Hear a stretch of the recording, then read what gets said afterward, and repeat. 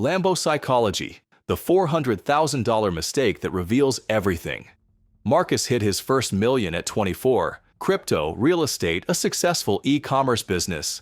He was on top of the world, so he did what every young millionaire does. He bought a $400,000 Lamborghini. 6 months later, his business was failing, his investments were liquidated, and he was making $800 monthly payments on a car worth more than most people's houses while living in his parents' basement. This isn't just another expensive car story. This is about the psychology of status symbols, how a single purchase can rewire your brain for financial destruction, and why the car becomes a psychological anchor dragging down every future decision you make. Today, I'll show you why buying a Lambo isn't about transportation. It's about neuroscience, why the monthly payment becomes less important than the monthly identity, and how status symbols create the most expensive form of financial self-sabotage known to psychology. By the end, you'll understand why smart millionaires drive used Toyotas, why your brain treats expensive purchases as personality investments, and why the ultimate luxury isn't what you drive. It's what you don't need to prove. The status symbol trap. Marcus didn't buy a Lamborghini. He bought an identity. The moment he signed those papers, his brain created a new self-concept. I am someone who drives a Lambo. This psychological shift changed everything about how he made decisions. Neuroscientists call this identity-based consumption. Your brain doesn't distinguish between who you are and what you own. Expensive purchases become psychological extensions of your self-worth. The car stops being transportation and becomes a mobile representation of your success. But here's where the psychology gets dangerous. Once your brain accepts this expensive identity, it demands lifestyle consistency. You can't drive a $400,000 car to a $20 restaurant. The cognitive dissonance becomes psychologically unbearable. Marcus's monthly expenses exploded overnight, not because the car payment was so large, though $800 was significant, but because his brain demanded a lifestyle that matched his automotive status. Fancy restaurants, designer clothes, premium experiences. Everything had to align with his Lambo identity. This is what psychologists call lifestyle inflation through identity anchoring. The car becomes a psychological baseline that pulls all other spending upward. Your brain treats any expense below the car's status level as inconsistent with your new identity. Within 3 months, Marcus's monthly lifestyle cost had increased from $4,000 to $12,000. The car payment was only $800 of that increase. The other $7,200 was pure psychological pressure to maintain identity consistency. The brain chemistry of status. Here's what happens in your brain when you buy a status symbol. The purchase triggers massive dopamine release, not from the car itself, but from the anticipated social recognition. Your brain literally gets high from imagining others' reactions to your success display. Dr. Mauricio Delgado's research on reward systems shows that status purchases activate the same neural pathways as addictive substances. The anticipation of social validation floods your brain with feel-good chemicals. But, like any drug, tolerance develops quickly. Marcus described the first week with his Lambo as the best feeling of my life. Every drive was an adventure. Every parking lot was a stage. Every glance from strangers was a hit of validation. His brain was drowning in dopamine and social satisfaction. But by month 2, the high was fading. The car became normal. Strangers stopped staring. The validation hits became smaller and less frequent. His brain started craving bigger status displays to feel the same psychological satisfaction. This is the cruelest part of status symbol psychology. The purchase that was supposed to provide lasting satisfaction creates an escalating need for more expensive displays. Your brain develops tolerance to your current status level and demands upgrades to feel the same emotional reward. Marcus found himself browsing McLarens and Ferraris within months of buying the Lambo, not because he didn't love his car, but because his brain had adapted to its status level. The $400,000 car that once felt impossibly luxurious now felt ordinary. The financial destruction mechanism. The Lamborghini didn't destroy Marcus's wealth through its purchase price. It destroyed his wealth through its psychological influence on every subsequent financial decision. The car became a financial black hole that warped his entire economic reality. First, the car demanded premium everything: premium insurance, premium maintenance, premium parking, premium storage. What Marcus thought was an $800 monthly commitment became a $2,000 monthly lifestyle cost when all the peripheral expenses were included. Second, the car created anchoring bias in his spending psychology. Dr. Dan Ariely's research shows that expensive purchases become psychological reference points for all future spending. Marcus's brain now judged every expense relative to his $400,000 car. A $5,000 vacation seemed cheap compared to his car. A $2,000 watch felt reasonable. A $1,000 dinner became not that expensive in the context of his automotive investment. His brain had recalibrated its spending psychology to Lamborghini standards. Third, the car created what economists call sunk cost acceleration. Having invested so much in his automotive identity, Marcus felt psychologically compelled to maintain and enhance it. Backing down felt like admitting failure, so he doubled down on the lifestyle.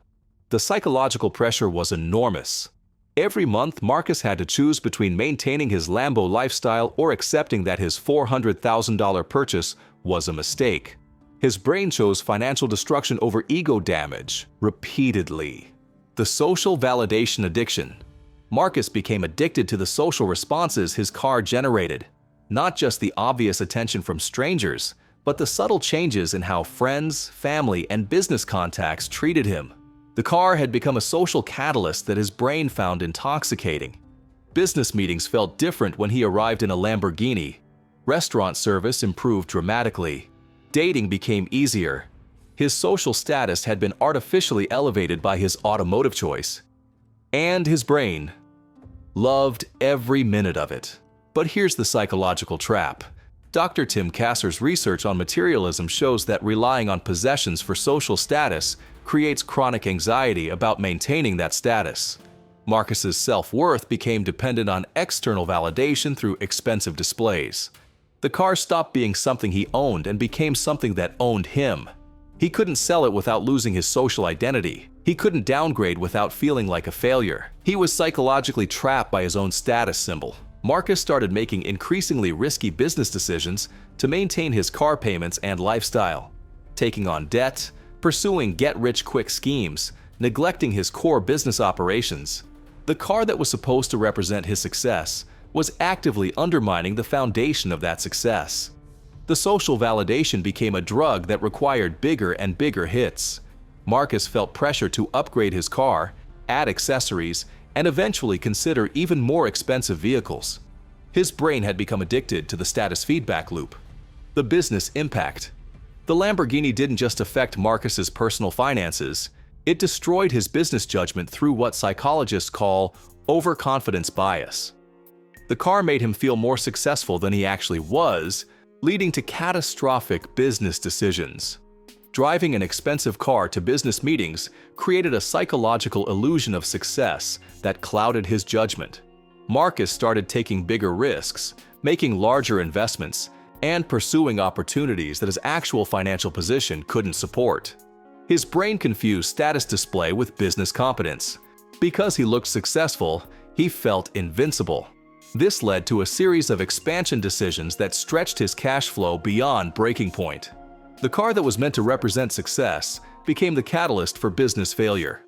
Marcus also discovered that the Lambo created unexpected business complications. Some clients felt intimidated or resentful. Others assumed he was overcharging them if he could afford such an expensive car. The status symbol sometimes became a business liability. The monthly payment pressure forced him to prioritize short-term cash flow over long-term business health. Instead of reinvesting profits for growth, he was extracting money to maintain his lifestyle. The car was literally consuming his business from the inside. The maintenance psychology. Marcus learned that owning a Lamborghini is like feeding a very expensive pet. The purchase price was just the beginning. Maintenance, insurance, and care became a psychological obsession that consumed mental energy and financial resources. Every scratch became a crisis. Every service appointment became an anxiety event. Every unusual sound triggered fears of massive repair bills. The car that was supposed to provide satisfaction became a source of constant stress and expense. A simple oil change cost $800. Tire replacement was $3,000. Annual maintenance exceeded $12,000. Marcus hadn't budgeted for these costs because his brain had focused only on the monthly payment, not the total cost of ownership. The psychological burden was worse than the financial burden.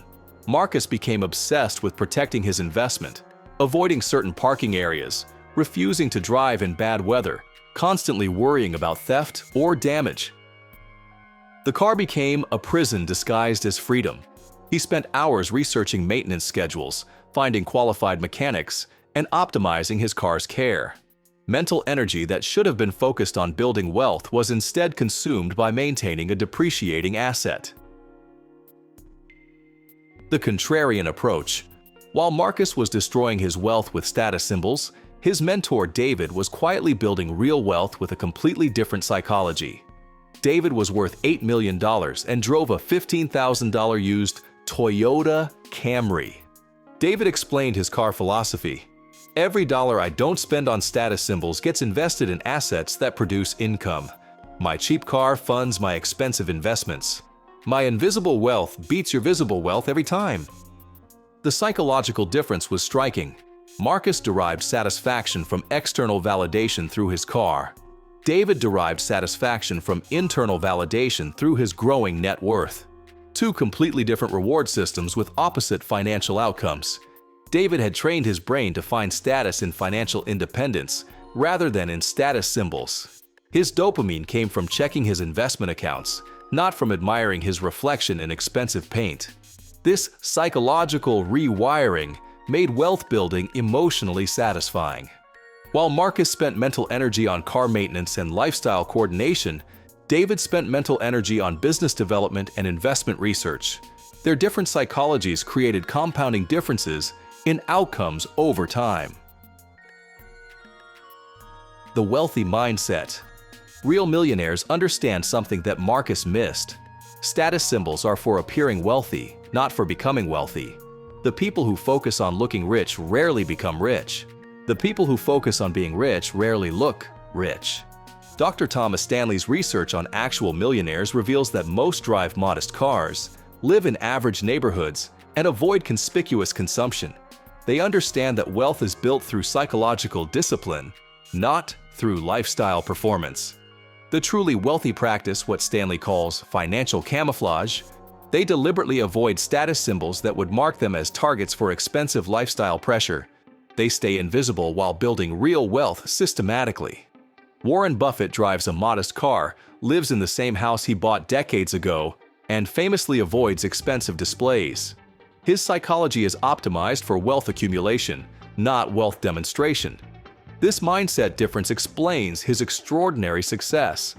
The psychological key is understanding that true wealth provides options, not obligations. Marcus felt obligated to maintain his expensive lifestyle. David felt free to choose his lifestyle based on what actually made him happy rather than what made him look successful. The recovery process. Marcus eventually sold his Lamborghini at a $100,000 loss after 8 months of ownership. But the financial loss was smaller than the psychological lesson. He had learned the difference between wealth building and wealth performance. The first month after selling was psychologically difficult. Marcus felt like he had failed. His social status dropped. Some friends treated him differently. His brain had to readjust to deriving self-worth from internal rather than external sources. But gradually, Marcus discovered something surprising. He felt more financially secure with his modest car than he ever had with his Lambo. The constant stress of maintaining an expensive lifestyle was replaced by the peace of living below his means. His business decision-making improved dramatically. Without the pressure of expensive monthly obligations, he could focus on long-term growth rather than short-term cash extraction. His investment horizon extended from months to years. Marcus redirected his status-seeking psychology toward building actual wealth. Instead of buying expensive things, he started buying income-producing assets. His dopamine reward system slowly shifted from consumption to accumulation. The alternative status. Marcus learned to find status in financial independence rather than in financial display. He started measuring success by net worth growth rather than by lifestyle expenses. This psychological shift transformed his relationship with money entirely. His new status symbols were invisible, a growing investment portfolio, increasing passive income, expanding business profits. These provided deeper satisfaction than any car because they represented actual security rather than performed security. He discovered that the wealthiest people in his network respected financial discipline more than financial display. His mentor David became more interested in Marcus after he sold the Lambo than when he bought it. True wealth recognizes and respects other true wealth. Marcus started finding satisfaction in declining expensive purchases rather than in making them.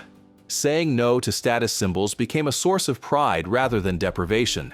His psychology had completely flipped from consumption-focused to wealth-focused. The ultimate irony. After 3 years of building wealth quietly, Marcus could easily afford multiple Lamborghinis, but he no longer wanted them. His brain had learned that real wealth is about having options, not about displaying purchases. The universal lesson. Marcus's Lamborghini story reveals a universal truth about wealth psychology. Status symbols are psychological traps disguised as success rewards. They promise to make you feel wealthy while systematically making you less wealthy. The people posting car photos on social media are usually the ones who can least afford them. Real wealth is boring, invisible, and sustainable. Fake wealth is exciting, visible, and temporary. Your choice of which to pursue determines your financial destiny. Every status symbol purchase forces a choice between looking wealthy and becoming wealthy. Most people choose to look wealthy. The few who choose to become wealthy end up with both wealth and the option to display it, though they rarely choose to. The $400,000 Lamborghini taught Marcus a $4 million lesson. Status symbols are wealth destroyers disguised as wealth indicators. They hijack your brain's reward system and redirect your energy from building wealth to performing wealth. Real wealth whispers while fake wealth shouts. The loudest displays of success often mask the biggest financial failures. And the most expensive car you can buy is one that forces you to live beyond your means to justify its presence in your driveway. Marcus now drives a reliable used car and invests the difference. His net worth grows every month instead of shrinking. He learned that the ultimate luxury isn't what you drive. It's not needing to prove anything to anyone. That's true financial freedom. What's the most expensive status symbol mistake you've ever made or considered making? Share it in the comments. Sometimes the most expensive lessons teach the most valuable truths. If this changed how you think about status symbols and wealth building, subscribe to Behavioral Alpha and focus on your own money mindset. We decode the psychology that separates smart money from show money. Next time, we'll explore the Instagram wealth trap, how social media creates fake wealth content that destroys real wealth building, and why the people posting luxury photos are usually the ones going broke behind the scenes. Remember, the car doesn't make the person wealthy. The person makes the car affordable.